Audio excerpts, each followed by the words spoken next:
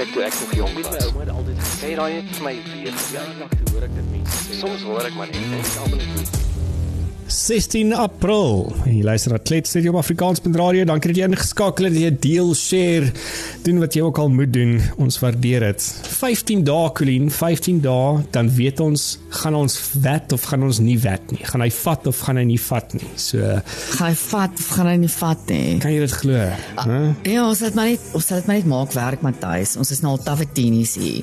106ste dag van die jaar, kan ek jou net verwittig aan daai feit. 106ste dag. 106ste dag van 2025 van die jaar, the year of our Lord 2025. We are in today 106. Also the year of the snake. Dis die ander ene. Snake. Ja. Ja, maar sover ek moet vir jou sê, Matthys, dit voel vir my asof ek al 3,5 jaar in hierdie 3,5 maande ingepas het. So ek dink mens moet noodwendig sien is 'n slegte ding nie. Dit wys dalk dat mens het ietsie gedoen en jy was dalk 'n klein bietjie meer produktief as wat jy vermoed het jy was. No, it was a busy one up to now. Ek kan ook nie of skinder nie. Dit was 'n bedrywige enetjie geweest tot en met nou toe. Maar ja, ek voel asof ek jou snotterige affære. Nee, die griep het vir my onder wat ek het griep onderlede wat sê mens nou weer dis nie oorlede nie onderlede dink ek onderlede ja hy het jou plat getrek hy het vir my plat getrek ek kom so elke dan op vir asem ek weet nou hoe jy gevoel so 2-3 weke terug so it's not fun so as iemand luister en jy dalk 'n grieperige simptoompie gaan so gou as moontlik dokter toe moenie dink jy sterker as hierdie nie. Hy's 'n bietjie anders. En natuurlik as jy nou al die goeders luister, ek het 'n apteker is 'n vriendin van my, dokter is 'n vriendin en dit en dat en ander mense ook. Almal is jou vriendin, Matthys. Almal is jou vriendin. Ek is net lucky. Dit help nogal om apteker en dokter as vriende te hê. Ek moet sê dit maak dit nogal 'n bietjie makliker. Maar kyk, ek gaan nog net 'n tandarts kry. Dis wat ons kort. Ja, ek het 'n tandarts. Ek het 'n tandarts ook, so ja. Ek ken nou eintlik ook in die hondegroep. Maar anyways, ja, so die groot rumor is nou op die stadium dat COVID is back, baby. Almal daar's glo weer mense wat toets positief vir COVID, so ek is ook aangesê dat ek moes gaan toets, sê ek daar's nie 'n kans nie, gee maar net vir my die COVID protokol, kom ons maak asof ek COVID het, en dan sort ons gou hierdie dingetjie uit. My vraag is, hoekom is mense so dringend oor die feit dat mense moet toets of jy COVID het, of jy nou COVID het of nie, dit word behandel soos enige ander verkoue, right? Well, ek weet nie raar. So wat jy nou sê, die protokol is dieselfde. Ja. Daar is seker 'n bietjie ander goeders. Ja, ges maar net soos navorsers hulle punt kan staaf is al. Ja, nee, wat. Net wil jy, gaan toets net of jy COVID. Ag nee man, fok, gee net vir my antibiotika en dan ek fine is. Geef my pilletjie. Ek onthou ook dat 'n ander vriend het altyd vir my gesê, my se internis, hy gesê dat kan vir jou pille gee of ek kan vir jou sê jy moet vir 7 dae net in die bed bly of jy gaan 7 dae antibiotika drink. Besluit watter een jy wil doen. So presies. Ek sien baie interessante studie. Ek het net die video daarvan gesien, Matthys. So 'n ander fenomeen wat nou nogal redelik posvat is parasiete. In mense lyf. En ek hoor ook nou nogal baie van mense wat, jy weet, hulle voel sleg verlang, hulle is moegerig, hulle kan nie verstaan nie, hulle gaan dokter toe. Hulle doen bloedtoetse, hulle toets nou vir hulle suiker en hulle whatever, thyroid en die full spectrum van bloedtoetse. En dan kom hulle niks agter nie en eventually dan toets hulle nou vir hierdie parasiet. En daar is 'n regte vlaag mense op hierdie stadium onderlede met parasiete in hulle lywe en obviously parasiteer op jou. En dit jy weet steel jou energie en laat jou pap voel en laat jou makak voel. Maar toe sien ek die ander studie wat hulle gedoen het, wat hulle onder 'n mikroskoop kyk na hierdie spesifieke parasiete. So mense kry dit in a variety of ways. Either, ek hoop nie enigiemand wat in Suid-Afrika bly drink nog kraanwater nie, want dan gaan jy verseker 'n parasiet kry. Kies vir jou parasiet op 'n silwer skinkbord, as jy nog kraanwater drink, of kraanwater wat jy nie filtreer, of ons almal het nou maar iets in ons huis, 'n filtrasiesisteem, of 'n deal met die local water supplier om vir ons gefiltreerde water te bring. Of ook baie maal in open water swimming, so mense wat in die wild, damme en daar waar mens nie moet swem nie. Ja, nee. Ja. Ons het bote gebou, jy hoef nie daar te gaan, jy hoef nie daar in die midmaar te gaan swem nie, maar mense, so daar kan jy ook parasiete opdoen, maar toe nou in hierdie eksperiment wat hulle doen is, hulle kyk onder 'n mikroskoop na 'n stukkie water nou, 'n druppeltjie water, en dan sien jy nou al hierdie parasiete wat nou daar swem, grillige klomp goedjies, né? Lyk amper soos 'n sperm sonder 'n kop, sperm het mos soos 'n kop en dan 'n stertjie. Ja. Dit lyk soos net 'n stertjie. En dan eksperimenteer hulle met 'n klomp medisyne en goed wat hulle by die parasiete gooi en dan ja, van die medisyne is en goed maak nou die parasiete swakker, maar hulle hou nog half so aan lewe, niks roei hulle eintlik uit nie. Behalwe een ding, Matthys, en ek sien jy het vir hom in jou hand, whisky. Ja. Whisky maak vir hulle morsdood binne sekondes. Ja. Okay. Ja, so as jy dan nou die kraanwater drink, julle, gooi nou maar whisky vir jou in. Maak seker jy deel hom met 'n bietjie whisky. Gooi maar 'n bietjie whisky nou in. Gooi maar genoeg whisky dan in. Ek weet ek is lately nou so bad vir 'n hele ruk lank het ek net gewoon kraanwater gebruik vir ys. Maar ek is nou al daarvan kraanwater werk nie meer vir ys nie, want dit help nie jy gooi gefiltreerde water in jou glas saam met vrot yswater nie. So nee, en ek gee nie eers vir Sofia meer kraanwater nie. Sy drink ook gedistilleerde water. Nee, jy kan nie nou ys uit die kraan uit drink nie, Matthys, met jou gefiltreerde water. Dis is om shopping te gaan doen by Checkers, maar jy vat jou Woolies shopping bag. Nee, dit is soos jou Checkers groceries in jou Woolies bag in. Of soos daai dik tannies wat na die coffee shop toe gaan en vra hulle vir 'n skinny cappuccino met 'n moerse stuk vrugtekoek, ag nie vrugtekoekie, wortelkoek of kaaskoek, verstaan. Saam met hulle versoetertjies. Ja, nee, dit help nie. Okay, maar 'n paar dingetjies wat gebeur het die afgelope ruk, is ons het 'n nuwe gestand wat op pad is na Amerika toe. Cyril het daar iemand nou aangekondig. Ons adjunct minister van Finansies, ons 'n bietjie daaroor praat, dan die ANC is besig om hulle gat te sien. En dan 15 dae voor BTW and we still don't know. Ons kry die hele tyd kommunikasie van almal af om te sê dat BTW gaan op. SARS het notifications uitgestuur om te sê dat BTW gaan op, maar ons wag nog om te hoor wat gebeur in die onderhandelinge. Ons wag nog van ons vreeslose leiers, om van ons vreeslose leiers te hoor. Hulle is nog mum's the word, hulle fight nog daar vir hulle stukkie piesangbrood. Want dis eintlik vir my so sad, as jy gaan kyk na die hele situasie, hoe dit nou eintlik afspeel ook, en ek dink dit lei nou half in die navorsing wat die IRR gedoen het, oor die posisie van die peiling wat hulle gedoen het, om te kyk van wat sou mense nou sê, as hulle nou moet stem, vir wie sou hulle gekies het. En so dis nou die rasseverhoudinge wat en hulle het hulle self al die tyd bewys dat hulle peilinge is nogal redelik akkuraat. Veral die peiling wat hulle gehad het in die 2024 verkiesing. Dit was pretty much baie akkuraat geweest. So ek dink mense kan sê dat ons kan hulle peilings of hulle menings nogal waardeer of aandag gee daaraan. Ja, jy kan dit nogal redelik gebruik om 'n sekere vooruitskatting te maak. Maar ja, Matthys, shocking, maar ook inspirerend is dit nie? Wil jy met ons deel? Het jy die syfers daar? Nee, ek het dit nie voor my, ek tog jy dit. Ek het gelukkig. Dankie, Colleen. Dankie. Ek is so bly om dit te hoor. Kyk nou wat 'n goeie span maak ons. Okay, so kom ons kyk hierna, so in hierdie peiling vergelyk hulle dan die verkiesingsuitslag en die persentasie stemme wat hierdie verskillende partye gekry het in ons laaste verkiesing, vergelyk hulle met 'n onlangse peiling wat hulle geneem het. So ja, julle baie encouraging vir die DA. In die laaste verkiesing het hulle 21.8% van die stemme gekry en volgens die Instituut van Rasseverhoudinge se peiling staan hulle nou op 30.3% en hulle het, en as mens kyk na al die partye, die grootste ondersteuning op hierdie stadium, die ANC wat 40.2% gekry het in die laaste verkiesing, het badly geval, Matthys. Hulle het erg seer gekry. En hulle staan nou op 29.7%. Ja. So hurk so aan die DA, maar dit is 'n banale val, actually. En hierdie ding het in 'n perfect storm gebeur ook, want dit was presies in die tyd wat die peiling opgeneem is, en ek het gehoor wat die Herman gesê van die IRR, is dat hulle dit nie beplan om die peiling te doen in die perfect storm van die wet situasie nie.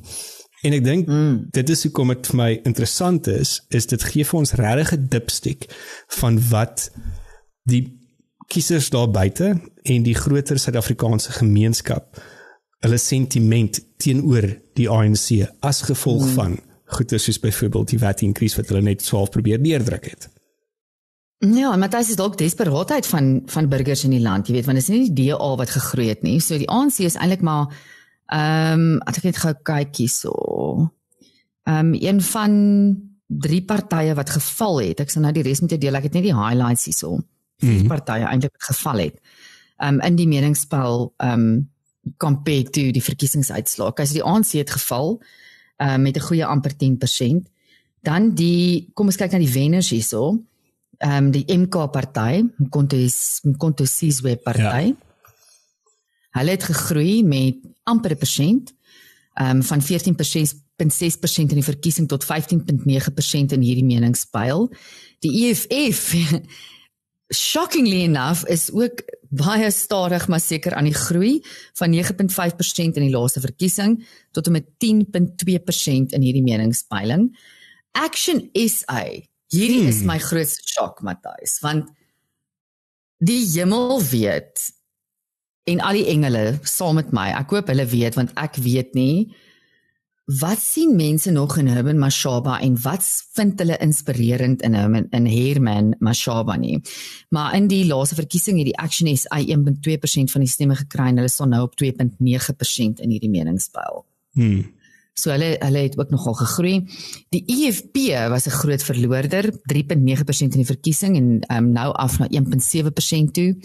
Die Patriotic Alliance, ou Guyton, lyk my daar is ook ietsie weird aan die gang. Guyton het 2,1% gekry in die verkiesing en dan 1,7% in hierdie laaste meningspeil.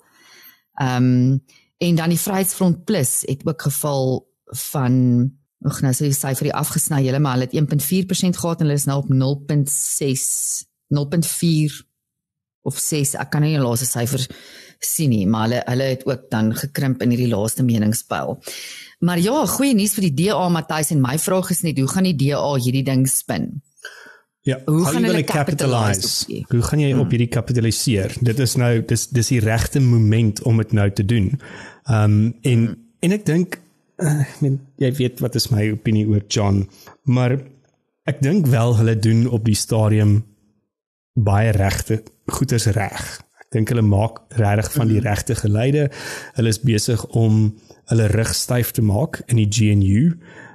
Ek het so vinnig 'n artikel begin lees op Daily Maverick oor moontlike scenario's wat kan uitspeel, die tans GNU, die GNU as die DA weggaan en die kyk nou, jy sê dieselfde artikel, ja. Ek het hom nie klaar gelees nie, so ek kan nie regtig verskriklike opinie daaroor vel oor die uitslag of die scenario's nie, maar iets wat vir my wel interessant was, is dat die DA se gewildheid onder swart kiesers het veral gegroei, volgens die IRR. So dit lyk my, as ek kan kyk vinnig na hierdie grafika wat hulle voorgegee het, was hulle omtrent op so 5% gewees, was daar swart kiesers, en hulle staan nou op amper 20% van die mense wat nou gesê het, hulle gaan vir die DA eerder gestem het. En ek dink dit maak nie eintlik vir my saak of jy wit, swart, pink, pers, wat jy is nie. Dit gaan oor dat ek dink die Suid-Afrikaanse gemeenskap begin agterkom dat ons moet nou begin reg kies. Vir Suid-Afrika. Vir ons en vir Suid-Afrika. Ja. Vir ons is 'n land, vir ons is mense wat hier bly. Ons moet begin reg kies, want 30 jaar het vir ons gewys, as ons ideologies kies, kry ons nie noodwendig dit wat vir ons beloof is nie. En dis ek vind dis eintlik vir my sad dat dit so lank moes gevat het, en hopelik is hierdie iets wat vorentoe gaan catapult in ons volgende verkiesing in 2026. Laat ons hopelik hierdie tipe van resultate gaan begin sien. 'n ding wat my natuurlik bang maak is wat Neil verlede week vir ons gesê het, is dat ons moet regtig hoop dat die MK nie in 'n groter magsposisie kan inkom nie. Ja. En as ons gaan kyk na die DA het gegroei, yes, meer as die ANC, maar die groeikurwes van die EFF en van die MK is nog steeds baie groter as wat dit in die DA se groei is. En dit maak my bang. Want dit sê vir ons dat van die kiesers in Suid-Afrika, en as ons nou met regheid wees, van die swart kiesers in Suid-Afrika, sê dat die DA 'n goeie opsie is, maar hulle voel nog steeds nie tuis in die DA se stal nie. En dit kan vir ons moeilikheid veroorsaak later. Ja, ag Matthys, al hierdie goeters, jy weet, daar is soveel scenario's wat kan uitspeel. Jy weet, die MK kan nou eintlik saam met enige party gaan, jy weet, imagine nou die MK en die ANC vind mekaar weer, en is een of ander lang last love affair wat weer rekindel. Dis wat Paul Mashatile probeer. Ek is seker hy is agter die skerms besig om daai lobbying te doen tussen die EFF en die MK. Ja, so ek ben dan, al wat ek net sê is, jy weet, ek weet nie eens eintlik hoe om dit in woorde te sê nie, want hierdie ouens, die disrespek wat hulle ons toon, Matthys, net die feit dat hulle nog nie oor die BTW increase vir ons 'n konkrete, of die moontlikheid van hierdie verhoging, vir ons 'n konkrete antwoord kan gee, hulle kommunikeer nie met ons nie. Dis my so asof hulle het geen agting vir ons nie. Hulle het geen, daar's nie respek van ons leiers af na ons toe nie. En dit is my baie kommerwekkend, want dit beteken ons moet maar net aangaan op ons eie stoom en aanhou om ons dinge onsself te doen. Hierdie ouens is so verwyderd van ons, Matthys. Hulle is so verwyderd van ons. Hulle is totally disconnected en hulle het nie agting. Daai stemmetjie, daai kruisie wat jy getrek het. Hulle worry nie nou meer oor jou kruisie nie. Nee, dit beteken absoluut niks nie. Volgende verkiesing, dan sak hulle weer op en dan soek hulle weer jou kruisie. Maar nou het hulle nie 'n saak met jou kruis nie. Hulle kommunikeer nie met jou nie. Ek hoor daar's Arias en Centurion Matthys wat al 2 weke sonder krag is. Klink vir my hulle het Dinsdag weer krag gekry, die 15de. Het ek vinnig gesien. Ja, en dit is net, en ek praat met 'n kollega van my wat in een van die areas bly wat sonder krag was vir so lank. Ag, sy is eintlik so level-headed, jy weet, rustige, rasionele, logiese mens, maar selfs haar temperament het op 'n stadium begin ingee. Ja, my geaardheid sal heeltemal ingee. En sy sê wat al groot frustrasie is, nie noodwendig dat die krag, dat sy elke aand gaan slaap en die krag is af, en elke oggend opstaan en die krag is nog steeds af nie. Dis die feit dat sy geen kommunikasie kry. As toe, waar is hulle? Waar is hulle in die proses? Wat gaan aan? Wat is die vordering of die lack of vordering daarvan? Laat weet my ten minste net, jy gaan vir ten minste die volgende 2 weke sonder krag wees. Dan kan ek daarom 'n plan maak. Ek gaan nie fucking happy wees nie. Maar dan kan ek ten minste 'n plan maak. Maar sy sê dit het haar meer ontstel as die feit dat sy nie 'n bottel wasgoed kan was of 'n warm stort vat nie. Dis 'n respek ding. Daar's geen wederwysige respek nie. Daai kommunikasie is een van die basiese beginsels vir my as dit kom by respek. En een van die belangrikste ingredients van respek. En daar's absoluut geen respek nie. Ek het 'n meme gesien, ek weet nie of jy dit gesien het op social media's nie, van 'n foto van Cyril, dan sê hy, I know I'm a moron, but you should see my supporters. Kan ek nie beter praat, but you should see my supporters. So ja, ek dink ons sit nog steeds met daai groot probleem. Dis absoluut van ons dink, daai hele kliëntmentaliteit. Jy weet, ek werk in 'n tersiêre onderrig omgewing en daar word ons heeltyd gepoor om te sê jou student is nie net jou student nie, hulle is jou kliënt ook. Ja. En ek sien die waarde daarin en my studente is vir my baie belangrik.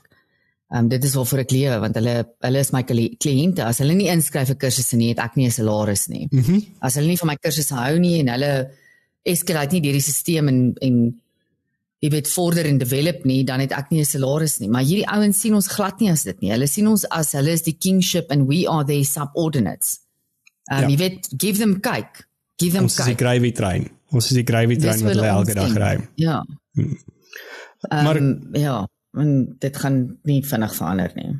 Maar hopelik, volgens hierdie peilinge, is dinge stadig maar seker dalk besig om te verander.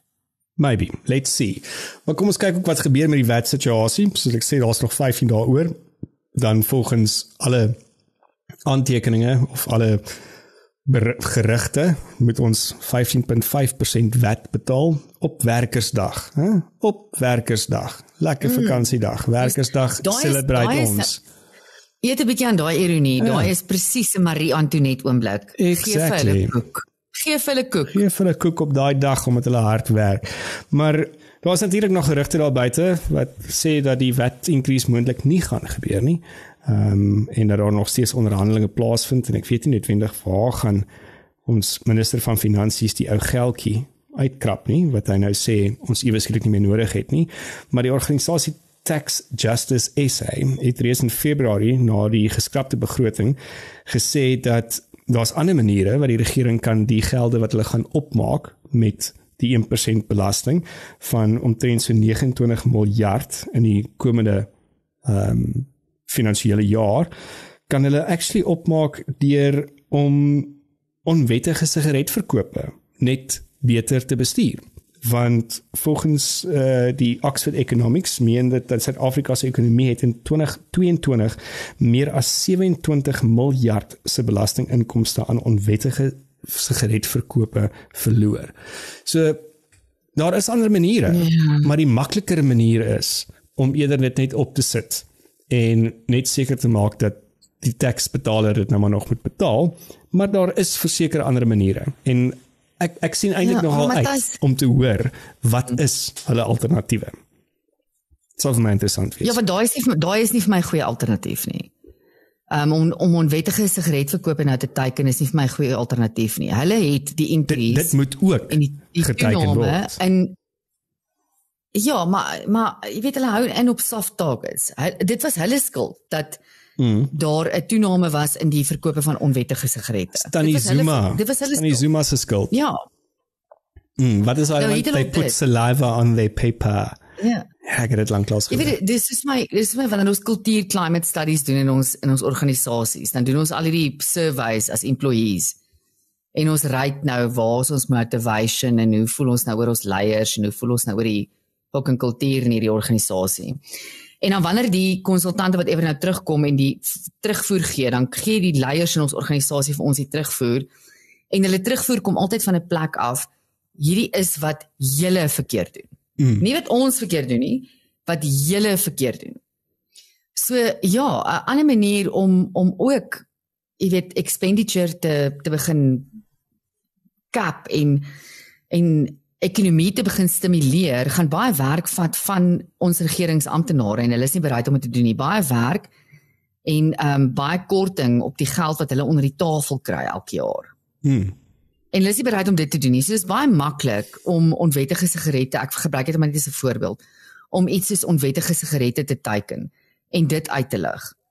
Jou moerman, dit was jou skuld. Dis jou skuld dat ons almal begin onwettige sigarette koop het in COVID. Ja. Jy het daai ekonomie gestimuleer en julle het almal, by the way, julle regeringsamptenare, 'n klomp van julle het bitter ryk geword uit die verkoop van onwettige sigarette. En nou wil julle dit weer vir ons gooi. Dis heeltyd hierdie, jy weet, ja, maar wag, ek dink jy het dit verkeerd verstaan. Dit is nie die government wat dit gesê het nie. Dit is 'n ander federasie wat gesê het dat daar is ook 'n opsie wat ons nie doen nie. Verstaan. So dit is van, dit is 'n probleem. En dit is al vir hoe lank 'n probleem. Julle wil wet opstoot, maar daar's ander goeders waar daar korrupsie is wat ons actually ook moet regkry.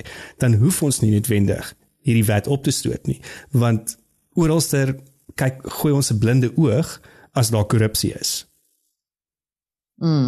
Ek is met jou, maar die regering sal so verslag vat en nou gaan, nou moet ons daai industrie target, net om 'n klokkie te lei ergens om ons aandag weer van iets af te trek. Ja, ja. Maar Matthys, daar's bitter baie dinge wat hulle kan doen. Hulle kyk nie in hierdie land nie. Ek sien in Johannesburg byvoorbeeld is daar nou 'n groot optog gewees oor kleuterskole, creches. En eienaars van kleuterskole wat betoog oor bylaws wat hulle voel te streng op hulle toegepas word. Bylaws wat sin maak, julle. Bylaws is daar om ons in toom te hou en om wet en orde te hou. Maar jy weet, hulle maak hierdie kleuterskole toe want daar is 5 te veel leerlinge in die kleuterskool of wat ook al. Maar daai kinders het ten minste 'n heenkome. Wat my vraag is, as julle hierdie kleuterskole gaan toemaak, wat is julle oplossing? kan ons nie eerder op 'n meer konstruktiewe manier na die kleuterskool toe gaan as die regering en sê, hoorie, jy comply nie op die oomblik met die bylaws nie. Kom ons help jou om dinge te verander sodat jy kan jy weet, comply met die bylaws, sodat jy kan aangaan met jou kleuterskool, want dit is 'n fundamentele funksie in ons land om basiese onderrig te verbeter. En om vir kinders, nou maak jy daai kleuterskool net toe. Daai vrou was dalk nie toegelaat om 25 kinders na kleuterskool te hê en nou het sy 35 en nou maak hulle haar toe. Nou het 35 kinders nie 'n heenkome elke dag nie. Nou word hulle blootgestel aan, hulle bly alleen by die huis, hulle word blootgestel aan soveel, jy weet, potensiële baie terrible negatiewe situasies by hulle huis. Ek kan ons net 'n ander aanslag hierop vat. Kan ons net 'n groter prentjie kry en sê, in plaas van om alles net te wil afbreek en toemaak en jy weet verwyder, kan ons kyk hoe ons dinge kan beter maak. Ek weet nie, maybe is ek hopeloos idealisties. Ja, ek gaan nou maar vir jou sê, ek dink jy is heeltemal te idealisties as dit kom by die tans ANC regering. 30 jaar het hulle ons bewys dat hulle dit nie kan doen nie en nie gaan doen nie. So, I don't think so. Wel, kom ons praat net verder oor die ANC regering. Natuurlik het Cyril Ramaphosa en weer eens, het is hy reg as president, hy kan besluit wie gaan waantoe. Het nou vir BC Jonas, ons vorige adjunkminister van Finansies, is nou aangewys as die gestand om Suid-Afrika te gaan verteenwoordig in Amerika, terwyl ons nou nog nie 'n ambassadeur het nie. Die rede glo hoekom gestand eerder gaan, is dat daar's 'n bietjie meer ruimte vir die persoon om te onderhandel. Daar's nie soveel administrasie goeders rakende gestand as wat daar is in 'n ambassadeur nie.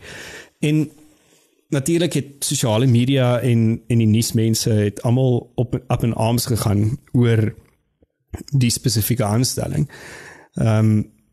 Meerderheid mense sê, en ek probeer nog so half besluit waar ek is in dit, ek het nog nie regtig 'n opinie nie.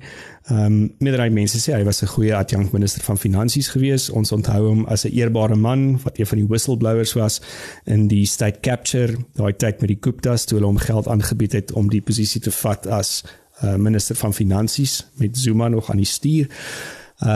So, hulle sê, hy is 'n eerbare en edel man, maar dan is hy ook die MTN chairman. So, as mens kyk dan nou van dit seker van so hoek af, hy het politieke agtergrond en ondervinding, hy is 'n blootgestel aan besigheid as die chairman van MTN. Maar dan wonder ek net weer eens, Cyril, het jy regtig mooi gaan kyk, want daar was etlike minute nadat dit aangekondig is, toe is daar video's weer geshare op sosiale media van 'n toespraak wat hy gemaak het in 2020 by die Ahmed Kathrada Foundation se annual lecture, wat hy weer verskriklike uitlatings gemaak het oor Donald Trump. So, hulle sien nou hierdie mense met rooskleurige gedagtes van wat die persoon moet doen, maar dadelik sny hulle die hele verhouding wat daar moontlik gebou kan word by die enkels af, deur iemand te kies wie se hande alreeds vuil is met goeders wat uitlatings wat hy maak teenoor Donald Trump en teenoor Amerika. Dis 'n groot ding wat ek net partykeer wonder, kan jy nie, 'n belangrike ding is altyd vir my is you have to read the room. Jy moet so half die kamer lees en bepaal wat is die temperatuur. Gaan ek hierdie ding kan sê, gaan ek die vel grappie kan maak of gaan ek nie die vel grappie kan maak nie. We all have that. Well, maybe het almal nie. Ja, ek sê awareness. Ons hoop almal het dit nie. Maar dit gaan klaar nie werk nie, in my opinie. Want ek kan jou waarborg dat die intelligensie in Amerika is sodat hulle al lankal weet van hierdie. En dan het ek iets anders te vinnig raak gelees. Ek is nie heeltemal so opgeskool en opgelees op dit nie, maar hy is nou die chairman van MTN en hy gaan nog steeds aanbly as die chairman van MTN in hierdie periode. Maar MTN is apparently by 'n Anti-Terrorism Act lawsuit in Amerika betrokke ook, wat nou in verlyk my al van 2023, 2022 aan die gang gaan, en dit gaan oor hulle verbintenis met MTN Iran. Iran, ja. En die gelde wat gevloei het na Hezbollah toe en die aktivering van ammunisie en vuurwapens. En nou stuur jy iemand wat die chairman van MTN is, stuur jy soontoe om met Amerika te gaan begin onderhandel in bilaterale verhoudings. En hy het klaar gesê Donald Trump is 'n idioot en dan is hulle moontlik betrokke by 'n anti-terrorism of 'n terrorism act teen Amerika wat geondersoek word tans in die howe. I mean, don't you read the news? Don't you read the room? Meneer Cyril Ramaphosa. Ja, dis maar asof hulle is so aspres op die oomblik. Hulle hou net aan Amerika pouk. En weer eens, Matthys, hulle doen en late reflekteer glad nie die beswil van die burgers van hierdie land nie. Want dan het jy nou al 'n backseat gevat and you would have heeded to the fact that you've read the room and considered what you have read in the room. Maar hulle gee nie 'n moer om nie. Hulle hou net aan Amerika pouk. En hulle dink hulle is 'n groot player hier. Jy weet, ek kan vir jou eerlikwaar sê, ek dink Amerika op hierdie stadium deel met soveel lande en tariewe wat hulle ingestel het in lande en ons is small fry. Intriges rondom baie groter ander lande. Ons is absoluut laaste of baie laag op die lys wanneer dit kom by prioriteite van Amerika. En ja, hulle dink hulle is hoop en ek wens net hulle wil ophou pouk. Hulle wil ophou hulle sit net jou persoonlike agenda. Kyk, ek weet daar gaan baie goed probleem in die agtergrond aan en Cyril Ramaphosa en sy vriende se nakke word teen op 'n mespunt gehou deur die Iranese en die terroristiese organisasies wat hulle mutually mee saamwerk en nie vir die res van ons vertel nie. So, jy weet, hulle het nie op hierdie saam 'n keuse nie, maar hulle doen dit vir hulle eie beswil. Hulle doen nie wat hulle nou doen vir die beswil van die burgers van hierdie land nie. Weereens, dit gaan net oor hulle. Daai disconnect kom weer in. They are so disconnected from the rest of us, dat dit gaan net oor hulle. Hou op om Amerika te pouk. Vat 'n dag en gaan sit en dink net 'n bietjie oor en gaan, hoe moet ek nou met Amerika omgang om die beste te kry vir my land se burgers, om die beste te kry vir my ekonomie. Ja, dit gaan vat dat ek 'n paar seerpleisters moet aftrek of 'n paar shots moet vat van ander lande af.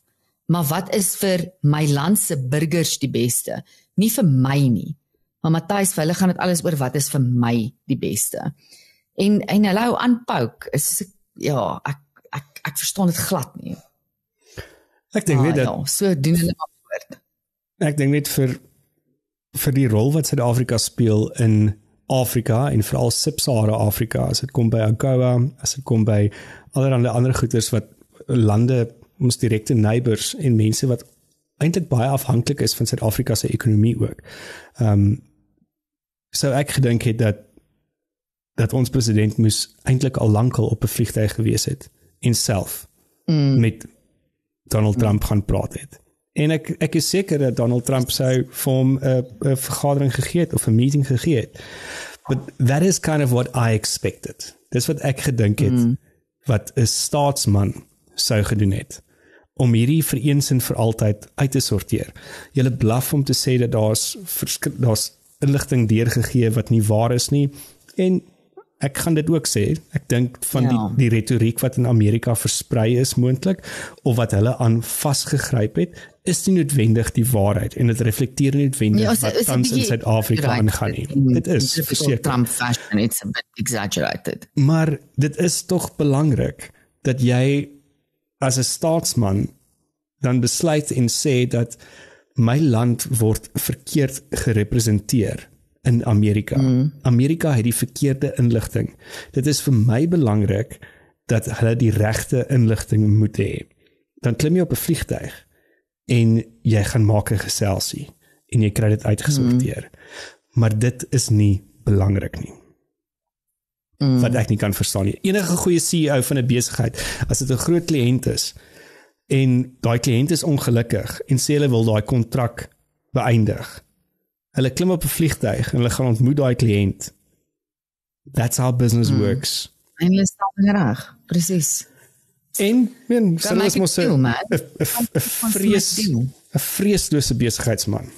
Maar allegedly. Ekskuus. Daar was my slime Allegedly, gewees. Matthys. So kom ons kyk Hy's, wat gebeur met Jonas. Wat gaan Jonas daar in Amerika doen? Wat gaan hy vir ons regkry? Ja, ek dink weer eens, daar was 'n klomp ander opsies gewees wat hulle kon gekies het, maar dit is mos maar hoe die ANC werk. Boeties vir baantjies. Ja, steek 'n kersie aan vir Jonas, julle. Veral as jy nie krag het vanaand nie, soos wat my krag ook nou afgegaan het. Ons het barely 'n paar minute terug gepraat oor die krag uit in Centurion, toe gaan myne af. Dus kyk maar hoe lank duur dit. Ja. Weet nie, maar ek hoop jy kry binnekort. Dankie toch vir MTN, dankie Jonas, my MTN sein maar daarom nog. Wel, ek hoop jy kry binnekort krag, want dit lyk vir my dit gaan 'n paar kouerige aande wees wat vir ons voorlê, met sneeu wat moontlik gaan val in Lesotho. Ja, klaargeval Matthys, klaargeval Afriski, gerapporteer, hulle het sneeu gekry in die Afriski area, ja, so as jou kinders bietjie wil gaan sneeu wys, dit is Paasnaweek immers, en ek weet dit gebeur baie oor Paasnaweek, wat dit begin sneeu en dan klim almal in hulle karre in Gauteng en jaag berge toe en probeer vir hulle kinders die sneeu gaan wys. So ja, Paasnaweek is looming en die sneeu het geval, julle. So binnekort kan jy ook Party dinge in die wêreld is nog reg. Party dinge in die wêreld voel nog vir my reg. Jy kan vir sneeu gaan kyk en jy kan ook binnekort kan jy Starlink gebruik in Lesotho. So Lesotho het die lisensie goedgekeur vir Starlink en dit gaan binnekort in Lesotho beskikbaar wees. So ja, jy kan gaan sneeu kyk en jy gaan vinnige internet ons kan 'n trip doen. Sneeu kyk, 'n bietjie Starlink koop en dan die Starlink terugbring oor die border. Ja, hoekom nou nie? Dit word amper vir my, onthou jy in die ou Suid-Afrika was ons, wat het hulle dit genoem? Botswana. Daar waar Sun City was. Sun City is, ja. Wat was die oudnaam? Was dit Jonas Savimbi? Mangope, ja. Nee, kom ek dan jy. Wat Botswana geran het, en daar kon ons alles op 'n decreased tax rate gaan koop het, en ons hulle het nie belasting gehad nie. Ja. En dis belasting gehad nie, en ons kan nee, dis is hoekom al daai Sun City en Carousel en al daai goeders was alles in Botswana gebou gewees, want die wetgewing op daai stadium in Suid-Afrika het nie toegelaat dat daar dobbelary was in Suid-Afrika nie. Wel, Sun City, nie Carousel. Carousel is eintlik maar... Sorry, nie Carousel, die ander ene is daar naby. Ja, Carousel dink ek ook, hy was ook op 'n bierland gewees. Dis hoekom hy ook spesifiek daar gebou is in die middel van niks en nêrens, in die stad nie. Okay. Ja, ek het, my pa en Mangope was actually redelike goeie vriende gewees, en hulle het baie werk gedoen met beeste verkoop en dit en dat, en ons het 'n paar karre gekoop in Botswana, en om dan gery daar in die Noordwes, so ja, boer maak 'n plan. Ek onthou een geleentheid waar my ma en my stiefpa deurgery by Botswana toe, ek was baie klein, en ek was gaan bly by my tannie, en hulle het ons hele huis gaan furnish, hulle het 'n hi-fi gekoop, hulle het 2 sitkamerstelle gekoop, the whole eetkamerstel, jy weet, the whole bank toetie het ons huis uitgekiet met meubels wat van hulle in Botswana vir baie goedkoop gaan koop het. Ja, so dis die nuwe Starlink, julle. Ons kan nou Lesotho toe ry, gaan koop ons 'n Starlink, en hy gaan nie werk, want die hemelruimte is oop vir ons almal, hy moet net kan connect, dan kan ons Starlink werk. Ja, so dis 'n opsie. Dis 'n opsie. Okay, maar die krag is af van jou kant, en my geaardheid met my griep is besig om in te gee, so dankie dat jy geluister het, dis aan die einde van Klets, dink ek. Dankie julle. Sê jy nog iets wil vinnig sê, Colleen, anders is dit oor en uit. Nee, ek wil net sê, dankie dat almal luister, dankie vir almal se comments en engagement op ons... Ja, Neil de Beer onderhoud, ja, dat was moeite lekker, dankie. Ja, Neil de Beer onderhoud en ander onderhoude, en keep it coming julle, en deel met ons julle gedagtes, en wat julle dink van wat ons sê, even al stem julle nie saam, dis ook vir ons lekker om te hoor. Ja, stuur vir ons 'n mail by klets by afrikaans.radio, of los vir ons 'n boodskap op ons socials. En Matthys, pas jy vir jouself mooi op, drink jou pille, en gooi 'n gemmer shot so nou en dan. Ek doen so. By die gemmers sit. Cool. Vir die parasiete ook. So volgende week is ons terug. Geniet Paasfees, lekker eiers eet, lekker hotcross buns, wees soet, en as jy nie soet is nie, neem foto's. Cheers. Kyk, toe ek nog jong was, my ouma het altyd gesê, raai het vir my weer, ja, toe hoor ek dit mense. Soms hoor ek maar net, en ek almal is